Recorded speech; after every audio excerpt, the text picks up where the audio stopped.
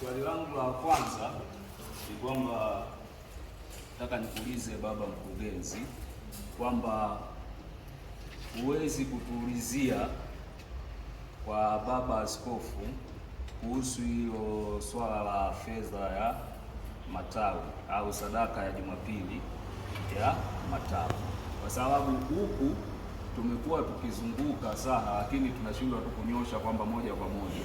Maswali yanayotoka huku kwa vijana ni kwamba vijana tunaamini kwamba tunatumika kama kivuli kupitia hiyo sadaka ya Jumapili ya matawi, lakini kwamba tunatumika kama kivuli kwamba si ni Jumapili ya matawi ni fedha ambazo zinapatikana au sadaka ambayo inakusanywa zinakuwa ni maalum kwa ajili ya vijana. Sasa kwamba uelewa au mapokeo kwamba kila mmoja anaelewa jinsi anavyojua yeye.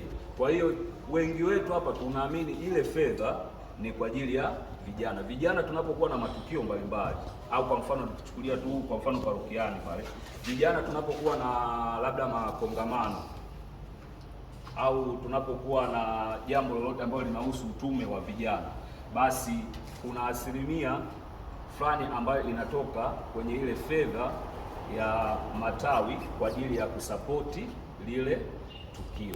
Lakini sasa wengi wetu ndio tunaamini hivyo, lakini sasa kitu kama hicho hatukioni nini kufanyika. Kwa hiyo tukikaa na vijana, hii kauli ambayo niliyosema kwamba tunatumika kama kivuli, huwa wanaiongea huko bwana, zile fedha sisi tena nyingine wanasema kwamba upigaji wanatupigia tu fedha, lakini sisi wenyewe hatuoni chochote ambacho kinafanyika juu yetu kutokana na ile fedha.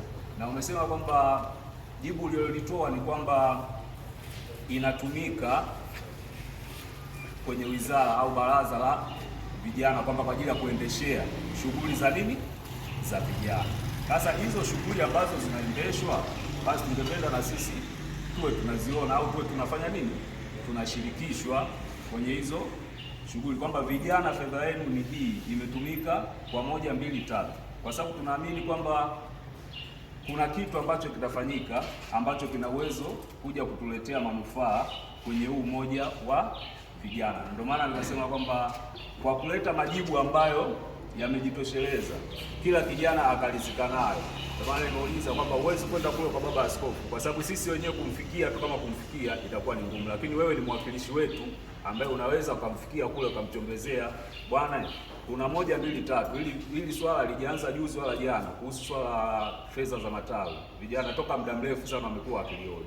Sasa uweke utaratibu mzuri au namna nzuri au majibu mazuri ambayo yatakuja kuturidhisha sisi vijana, kwamba tumejaribu kumshauri baba askofu kwamba katika hii fedha kiasi fulani kila mwaka kiwe kinatengwa kwa ajili ya vijana, waone kile ambacho kinafanyika, je, kinasawili kile ambacho kinaendelea, kitu kama hicho. Mapendo.